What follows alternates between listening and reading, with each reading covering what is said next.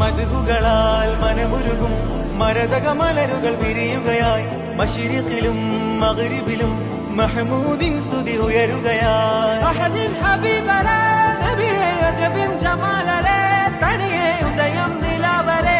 എന്റെ സൈദരേ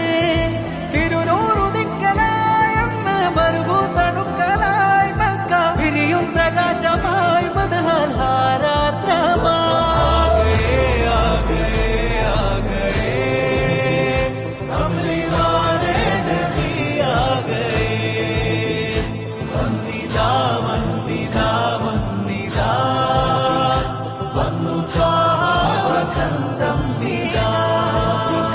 ലോകമാകെ പാടിറാം നബി ലൗഹുൽ മഹ്ഫൂസ്